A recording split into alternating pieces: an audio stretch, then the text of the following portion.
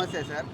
ఈసారి విజయవాడ వెస్ట్ నుంచి షేక్ హసీఫ్ గారు నిలబడుతున్నారు. ఆయన గురించి ఎవరు అడిగినా కూడా ఒక సామాన్య కార్యకర్త నుంచి కార్పొరేట్ దాకా ఎదిగి ఇప్పుడు ఎమ్మెల్యే టికెట్ వచ్చిందని చెప్పేసి అందరూ అంటున్నారు. సో దీన్ని ఎలా చూస్తున్నారు మీరు?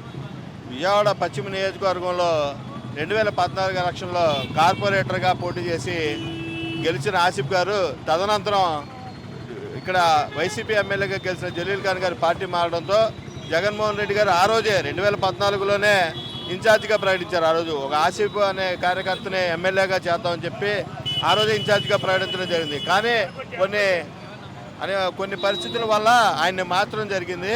కానీ ఈ రోజుకైనా మళ్ళీ ఈ పశ్చిమ నియోజకవర్గంలో మైనారిటీలకు ఇవ్వాలని చెప్పి అందులో కూడా చాలామంది అపర కోటీశ్వరులు ఎంతోమంది పోటీపడి 100 కోట్లు ఖర్చు పెడతానికి సిద్ధపడినా కూడా ఒక సాధారణ కార్యకర్తగా కార్పొరేటర్గా మైనారిటీ ఫైనాన్స్ కార్పొరేషన్ చైర్మన్గా అందుబాటులో ఉన్న ఆసిఫ్ గారిని ఎలాగైనా ఎమ్మెల్యే చేయాలి, ఒక కార్యకర్తను ఎమ్మెల్యే చేయాలని ఒక సదుద్దేశంతో ఒక దూరదృష్టితో జగన్మోహన్ రెడ్డి గారు ఎంతోమంది పెద్ద పెద్ద కోటీశ్వరులు అపర కోటీశ్వరులు కూడా ఈ సీటుకి మైనార్టీలు ప్రయత్నం చేశారు. వారిని కూడా కాదని ఒక సాధారణ కార్యకర్తని ఆసిఫ్ గారికి ఇవ్వడం కార్యకర్తలుగా మాకు చాలా ఆనందంగా ఉంది. దీన్ని మీరు ఎలా చూస్తారు సార్? ఎందుకంటే ఇప్పుడు మీరే అన్నారు కోటీశ్వర్లకు అన్ని పార్టీలలో కోటీశ్వర్లకి సీట్లు వచ్చే అవకాశాలు ఉంటాయి, కానీ ఇక్కడ ఒక సాధారణ కార్యకర్త నుంచి వచ్చిన వ్యక్తికి టికెట్ ఇవ్వడానికి మీరు ఎలా?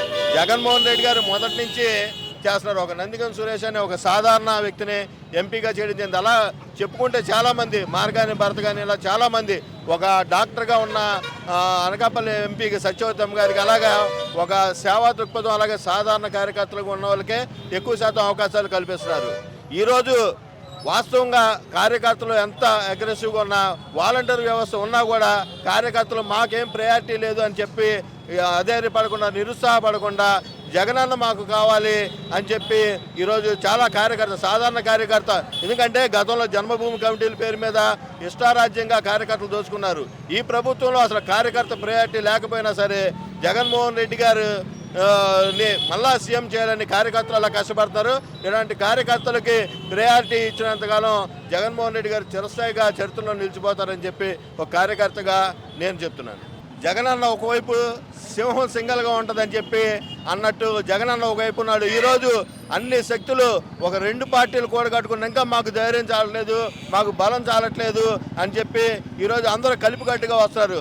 అంటే ప్రజాబలం లేదని చెప్పి మీకు ఆ ప్రజాబలం లేదని మీరు ఒప్పుకున్నట్టేగా. అందుకని ఈరోజు జగనన్న సింహంలాగా సింగల్గా ఫైట్ చేస్తున్నాడు. సైకిల్ అనేది తుక్కుగా ఇరిగిపోయింది, గ్లాస్ అనేది పగిలిపోయింది. ఆల్రెడీ 2019లో పగిలిపోయిన గ్లాసు.